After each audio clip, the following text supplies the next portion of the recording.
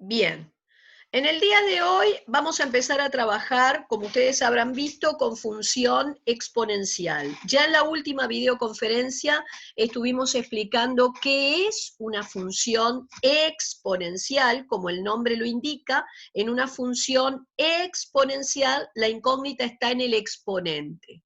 Y habíamos hablado en la última videoconferencia de cuál es el formato, la fórmula general a la cual responden esas funciones exponenciales y cuáles son los requisitos para estar frente a una función de este tipo. Habíamos visto cuáles son las características de su representación gráfica, cuál era el dominio, el recorrido, el crecimiento o decrecimiento de esas funciones según la naturaleza de la base de la función exponencial. Bien, hoy vamos a ver cómo tenemos en distintas situaciones de la vida ejemplos de aplicación de estos modelos exponenciales. Y vamos a empezar a analizar cómo resolvemos la situación de la vida real mediante un modelo matemático que tiene este formato. ¿Tá? Recuerden que en una función exponencial la fórmula general es f de x igual a un k por b a la a por x más c, todo más d. Esa era la fórmula general que fuimos discutiendo los distintos corrimientos que se podían tener lugar, digamos así, cuando íbamos haciendo aparecer cosas en esa fórmula general. Muy bien, vamos a empezar a plantear una primera situación de la vida. El problema dice así: una población de roedores aumenta según el siguiente modelo matemático, y es 8 por e a la 0,22t, donde t es el tiempo en meses. Parte A, ¿cuántos roedores hay inicialmente? Parte B, ¿cuál es el número de roedores a los 6 meses, al año, a un lustro? ¿Y qué tiempo ha de transcurrir para que el número de roedores se vea quintuplicado? Muy bien. Esta va a ser la función matemática con la que vamos a trabajar. En primer lugar, vamos a observar lo siguiente. La variable de este problema, la variable independiente, ya no es x, ahora se llama t. Recuerden la notación, r de t. R es el nombre de la función y dentro del paréntesis curvo estás indicando cuál es o cuál viene a ser, digamos, el nombre de la variable independiente. ¿Está claro? El nombre de la variable independiente. Bien. Luego, es una función exponencial, porque como ustedes pueden ver, entonces en el exponente es donde aparece la variable independiente t. Por eso es una función exponencial. Bien, y un poco más corta de la fórmula general voluminosa que vimos al final. Perfecto. Vamos a empezar entonces a trabajar. Como yo les puse aquí, empezamos por reconocer que estamos frente a un modelo exponencial. Esto se ajusta a la definición de una función exponencial. Acá justamente les recuerdo cuál era la fórmula general que habíamos visto para esas funciones exponenciales. Fíjense que ustedes tendrían en el lugar del k un 8, la base de esa función exponencial sería el número e. Recuerden que en matemática el número e es como el pi. Es un número muy común que aparece en los cálculos matemáticos. No es un número entero, es un número con coma. En la actualidad se le conocen más de 2 millones de dígitos después de la coma con exactitud, porque ha aparecido en cálculos tan precisos o tan exactos que requirieron de la determinación del valor de ese número con una enorme exactitud o precisión. ¿Tá? El número E aparece en las ecuaciones del movimiento de partículas, ¿tá? Intratómicas, a las ecuaciones de Schrödinger y en un montón de otras cositas. El valor del número E es aproximadamente 2,718 y sigue con muchísimas cifras después de la coma. ¿tá? Acá yo les los puse, así que en el lugar de la B tengo al número E. Después tenés en el lugar de la A, que sería el numerito que multiplica la variable independiente, un 0,22, y tu variable que es T. El C, que no aparecería, sería 0, y el D, que tampoco lo tengo acá, 0 también. ¿Está? Perfecto. Entonces, acabamos de tomar conocimiento de que estoy frente a un problema de función exponencial. ¿Qué me piden en la primera parte? ¿Cuántos roedores hay inicialmente? Fíjense que la T, la variable independiente, va en meses. Bien. Así que si yo quiero saber cuántos roedores hay hoy, hoy sería una T igual 0. ¿Está? Inicialmente implica que tengo que tomar T0, o sea, voy a calcular un R de 0. Esto me está indicando que donde hoy había T, voy a poner 0 en la fórmula. Entonces yo me fui a mi fórmula y cambié la T por 0. Pero 0,22 por 0 te da 0. Cualquier número a la 0, recordemos las propiedades de la potenciación, da 1. Entonces sería 8 por 1 y el resultado final 8. Así que R de 0, que me daría la cantidad de roedores hoy, sería 8. Hoy hay 8 roedores. Bien. En la parte B te piden cuál es el número de roedores a los 6 meses. Entonces, a los 6 meses significa que tome T6. Me estás pidiendo que calcule R de 6. El valor de la R cuando la T vale 6. Entonces, simplemente fui a la fórmula general de la función a cambiar esa T por 6. Y sería acá. Cambio la T por 6. Las cuentas acá vamos a empezar a hacerlas todas seguidas en la calculadora. Entonces, yo para hacer toda esta cuenta seguida en la calculadora, yo haría 8 por. Luego la tecla de exponencial, que según la calculadora puede ser el sombrerito o podría ser el I a la X. Entonces, vos ponés 8 por el número E, que en el caso de tu calculadora vas a tener que hacer Shift, la tecla de logaritmo neperiano, LN, porque tenés LE escrito en amarillo, lo cual significa que en la calculadora, para que esa tecla te dé el valor de E, tenés que primero apretar el Shift. Entonces, repito, es 8 por Shift, la tecla del logaritmo neperiano, LN, y ahora dentro de un paréntesis, abro paréntesis, hago 0,26 por 6. Cierro paréntesis y me da igual, y te tiene que quedar algo así. Acá hice un poco de a pedazos para que ustedes pudieran ir chequeando y viendo a cuánto llegan. Quiere decir que a los 6 meses habría prácticamente 30 roedores. Luego te pide el número de roedores que hay al año, pero al año, vos no te olvides que tu variable independiente está en meses, así que tenés que pensar en un año cuántos meses entran, porque la T tiene que ir en años. Entonces, en un año hay 12 meses, entonces me estás pidiendo que calcule R de 12. Y eso fue lo que aparece acá. R de 12 sería al año. Cambio todas las T por 12 y hago cuentas. Y luego me pide al cabo de un lustro. ¿Y qué es un lustro? Un lustro se le llama al periodo de 5 años. Un lustro equivale a 5 años. Ahora, como la T tiene que ir en meses, tú vas a pensar en 5 años cuántos meses entran. Lo haces por regla de 3. Si un año tiene 12 meses, 5 años X, y te va a dar 60. Entonces, sería calcular R de 60, cambiamos todas las T por 60, opero y me da este número que está acá. ¿Cuál es la última pregunta? ¿Qué tiempo tiene que pasar para que el número de roedores se vea quintuplicado? Obviamente que quintuplicado con respecto a lo que tenés hoy. O sea que se haga 5 veces mayor que lo que hoy tengo.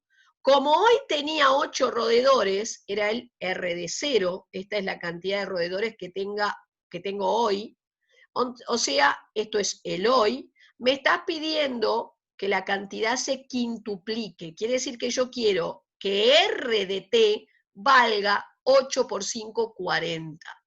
5 veces más que lo que tengo hoy. 8 por 5, 40. Entonces, la incógnita es qué tiempo tiene que pasar. Entonces, vos vas a la fórmula, pero ahora el T no lo tenés. El T es lo que querés. Entonces, tu fórmula era esta. En el lugar del R de T vas a colocar el 40 que querés y la incógnita va a ser el tiempo. ¿Cómo voy a hacer para despejar algo que está en un exponente? Bueno, primero vamos a limpiar un poco la expresión. Fíjense en que primero arranco. El 8 que multiplica, voy a pasarlo dividiendo. Entonces hago 40 sobre 8, L a la 0,22T. 40 dividido 8 es 5. Muy bien. Y ahora empiezo a pensar, ¿cómo hago para despejar algo que está en el lugar de un exponente? Y acá se los aclaré. Para despejar algo que está en el lugar de un exponente, vamos a usar la operación logaritmo, que después en el siguiente tema vamos a ver más en detalle. Pero ustedes acá tienen que recordar lo siguiente. Si quiero despejar algo que está en el lugar de un exponente, la única chance que tenés es aplicar logaritmo, ¿tá? Y un logaritmo que tenga la misma base que la base de tu función exponencial. Fíjense que la base en esta parte exponencial es E. Entonces voy a aplicar un logaritmo de base E. Y ustedes habrán visto o recordarán que los logaritmos de base E eran lo que yo llamaba un logaritmo neperiano, lo que en la calculadora se representa por Ln o L mayúscula. ¿Está? Logaritmo de base E es un logaritmo neperiano, se representa por Ln o L mayúscula. Cada vez que ustedes ven en una expresión Ln o L mayúscula, se sobreentiende que es un logaritmo de base E. Entonces, ¿cómo voy a hacer? Si ustedes tienen esta expresión, para no alterarla, si van a aplicar logaritmo de este lado para poder despejar el exponente, ahora vamos a ver cómo, también tienen que aplicar logaritmo del otro lado para no alterar la igualdad. ¿Tá? Es decir, recordemos, si a los dos lados de un signo de igual los afecto de un mismo tipo de operación, no altero la expresión. Entonces yo voy a aplicar de los dos lados de esta igualdad un logaritmo neperiano, ¿sí? Aplico logaritmo neperiano de los dos lados. Y luego voy a recordar una propiedad de los logaritmos, era esta, que establecía que cuando tenías logaritmo, no importa en qué base, de una potencia, el exponente pasa delante de la palabra logaritmo. Entonces, si yo hago eso aquí, como es logaritmo de una potencia, el exponente lo pasás delante de la palabra logaritmo, te queda así. Logaritmo neperiano de E, lo pueden hacer en la calculadora, da 1, y entonces te quedó logaritmo neperiano de 5, el 0,25t, y el logaritmo de E, que vale 1, ni lo pongo. Entonces el 0,22 que multiplica pasa finalmente dividiendo y ahí tengo despejado el t.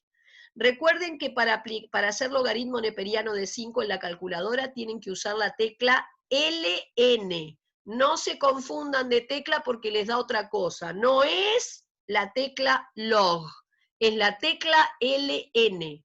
Y así prueben, me va a dar 7,32. ¿Está? Recuerden que la T está en meses. Ahora, generalmente cuando yo estoy, digamos, dando la respuesta a este tipo de problema, no está muy bien decir 7,32 meses. En realidad, lo más correcto sería desglosar este número compuesto, ese 7,32, lo desgloso, lo separo en una parte entera, o sea, son 7 meses enteros más un 0,32 meses más. Y esta parte la vas a pasar a la unidad siguiente, que serían entonces los días. Vas a recordar que en un mes hay 30 días, trabajamos con lo que nosotros llamamos en matemática los meses comerciales, salvo que vos me digas expresamente qué mes era y yo pueda decidir cuántos días tenía exactamente, yo voy a trabajar con lo que llamo un mes comercial, ¿tá? Que se considera de 30 días. Entonces haces, bueno, si un mes comercial tiene 30 días, mis 0,32 meses, debajo de meses, en la regla de 3, X días. Y acá todas las reglas de pasajes de unidades son directas, quiere decir que para hallar la incógnita multiplicás cruzado y dividís por el otro valor. Hace 0,32 por 30 dividido 1 y ahí nos daría 9,6 días. Pero otra vez, el 9,6, si quiero, es un número compuesto, lo puedo desglosar en 9 días enteros más 0,6 días más. Y luego del día pasar a la hora. Si un día tiene 24 horas, entonces no es un día laboral, ¿tá? Depende de cada problema, entonces 0,6 días será X y acá sí, ya redondeo 14 horas y entonces la respuesta es que para llegar a tener 40 roedores deberías esperar 7 meses, 9 días, 14 horas. Pongamos que hasta aquí estaría bien. Bien, vamos a una segunda situación. Otro problemita que dice lo siguiente. Cuando la luz del sol pasa a través del agua, se cumple que a más profundidad, P, menor es la intensidad luminosa I. La ley física, digamos así, que gobierna este comportamiento es la famosa ley de Beer-Lambert. Esa ley establece lo siguiente. I de P, la intensidad a cierta profundidad, es I0 por E a la menos K por P. Fíjense que acá la variable independiente es P, la profundidad, ¿está? En donde K es la constante de turbiedad del agua, e I sub 0 es la intensidad luminosa en la superficie. ¿Tá? Esta fórmula es muy utilizada en oceanografía, ¿tá? Para determinar el grado de luminosidad a cierta profundidad, para después hacer un análisis de las especies que pueden estar habitando, de los requerimientos para, digamos, el cultivo de ciertos peces que está muy de moda, en fin. Un grupo de científicos realiza mediciones de la intensidad luminosa en un arroyo y registra los siguientes resultados. I de 5 es 13, I de 10 es 7,6.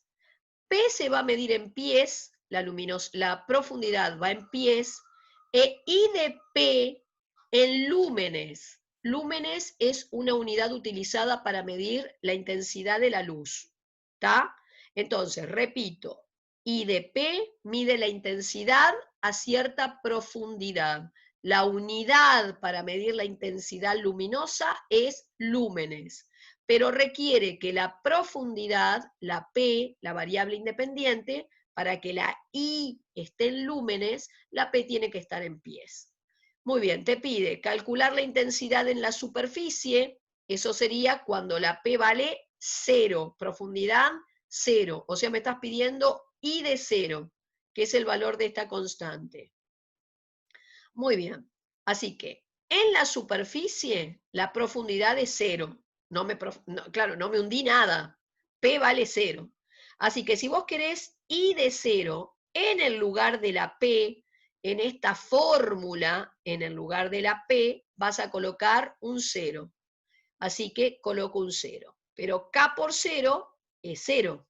Entonces, E a la 0 es 1 y te queda que el I de 0 sería el valor de esa constante I sub 0, que aparece en la fórmula. Pero ¿cómo la puedo determinar? Porque en realidad lo que quiero no es que me digas que el I de 0 es el I sub 0, sino que la determines. Entonces vamos a ver qué tipo de información me venían dando aquí.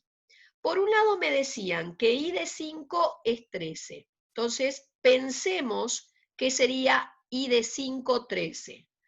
I de 5 no es más que ir a la fórmula de partida y donde hoy había P vas a poner 5. O sea que sería I sub 0 por E a la menos K por 5. Fíjense en que en lugar del I de 5 vas a poner el 13 que te dieron de dato, el I0 no lo conozco y la K, que era la constante de turbiedad, tampoco. Por ahora tengo aquí una ecuación que tiene dos incógnitas. El I sub 0 y la K, no puedo hacer nada, la dejo, le doy un nombre. Vamos a pensar en el segundo dato que me aporta la letra, que es el valor del I de 10, que me dicen que es 7,6. Pero ¿qué significa I de 10? Que puedo ir a la fórmula general I de 10 y en donde tenía P vas a poner un 10. Entonces a vos te va a quedar que I de 10 es I0 por E a la menos K por 10. En el lugar del I de 10 colocaré el 7,6 que me diste y lo otro me irá quedando así. Es decir, que por ahora este dato me conduce a una segunda ecuación que no puedo resolver todavía porque tiene dos incógnitas, que es el I0 y la K. Pero ¿qué se les ocurriría hacer a ustedes con este par de ecuaciones que tienen las dos mismas incógnitas? Un sistema. Entonces, tomo las dos expresiones y voy a intentar resolver ese sistema. Pero ¿cómo resuelvo un sistema que ya no tiene las ecuaciones en lo que yo conocía como forma tipo? Bueno, generalmente estas ecuaciones donde las incógnitas están en un mismo término, ¿tá? Ven que acá esto es un término, dentro de ese mismo término tenés las dos incógnitas a la vez. Bueno, ya pensar en resolver este sistema por los métodos tradicionales, reducción, sustitución podría ser, igualación, capaz que también. Entonces, tengo que buscar algunos artificios. Generalmente estas ecuaciones, este formato de sistema, pueden resolverse mediante el artificio de dividir miembro a miembro. Entonces, significa, el 13 lo dividís entre el 7,6 y esto entre esto. O al revés, el orden no importa. ¿Tá? Yo lo hice así como está escrito. Primer miembro entre primer miembro, segundo miembro entre segundo miembro. Bueno, obviamente esto ni me preocupo, lo voy copiando, va a ser una cuenta. Acá un I0 que multiplica arriba se va con un I0 que multiplica abajo. Se simplifican. Y acá me queda un cociente de potencias que tienen la misma base. Recuerdo las propiedades de la potenciación y si tengo un cociente de potencias que tienen la misma base, dejo la misma base y se restan los exponentes en el orden que están. Es decir, al exponente de arriba le quito el exponente de abajo. Saco aquí los paréntesis auxiliares con cuidado, agrupo términos semejantes y llego a esta expresión, de donde pienso que lo que tengo que despejar, podría ser el K, está en un exponente. Y ya habíamos dicho que para despejar algo que está en un exponente, vas a valerte de la operación logaritmo. Hay que aplicar a los dos lados del signo de igual el mismo logaritmo para no alterar la expresión. Voy a usar un logaritmo que tenga la misma base que la base de la potencia. La base de la potencia vuelve a ser E, así que voy a usar de los dos lados logaritmo neperiano. ¿Ven? De los dos lados aplico logaritmo neperiano para no alterar la igualdad. Esto va a ser logaritmo de un número, no me preocupo, me lo va a hacer la calculadora, y acá te queda el logaritmo de una potencia. Propiedad de los logaritmos que ya dijimos, pasa el exponente delante de la palabra logaritmo, logaritmo neperiano de E nos da 1, por eso acá desapareció, y luego para dejar solo el K, el 5 pasará multiplicando a todo lo que tenés. Y entonces en la calculadora, en un solo paso, para evitar aproximaciones, hago logaritmo neperiano, cuidado, la tecla de LN, no log, LN, abro paréntesis, 13 dividido 7,6, cierro, igual, me largó todo el numerador, dividido 5, igual, y ahí tienen el valor de K. Entonces, una vez que tienen el valor de K, que sería una de las incógnitas del sistema, vuelven a una de las dos ecuaciones, la que quieras, te da lo mismo, vas a cambiar el K por el valor que acabas de determinar y tratarías de despejar la otra incógnita. Yo fui a la primera, fui a esta. 13 igual al I0 por E a la menos 5 y en el lugar del K coloqué lo que me dio. Entonces, fíjense que vas a despejar el I0, el E, que ahora va a ser un número, va a pasar dividiendo, y hacemos la cuenta toda seguida en la calculadora. Cuidado, haces 13 dividido, abro paréntesis, shift logaritmo neperiano para que me largue el E. Y ahora espera el exponente que es una cuenta. Entonces volvés a abrir otro paréntesis, haces menos 5 por 0,1074, cierro, igual. Y ahí te va a dar el valor del I0. Entonces ya tengo, en este caso yo quería el I0, la respuesta para esta parte, pero de paso ya me quedó determinado el valor del K. Y ahora te piden hallar la constante de turbiedad para dicho arroyo, ya me quedó determinada al intentar hallar la parte A, y así me voy directamente a la parte C, calcular la intensidad para un rayo de 15 pies de profundidad, o sea, la I de 15. Para hallar la I de 15, voy a ir a la fórmula general, pero ahora ya conozco el I0, ya conozco la K, entonces voy en esta formulita para hallar I de 15, a cambiar la P por 15 y hacer simplemente una cuenta. Acuérdense que la unidad de intensidad luminosa son lúmenes, así que son 4,44 lúmenes. Y por último, me pedían a qué profundidad, o sea, a qué valor de P la intensidad se ve reducida a la mitad, obviamente a la mitad de lo que vale la superficie. O sea que yo quiero que el I de P, la intensidad, sea la mitad de lo que vale la superficie. Entonces, vos vas a ir a esta fórmula general, en lugar del I de P vas a poner I0 sobre 2 y lo demás lo dejas igual.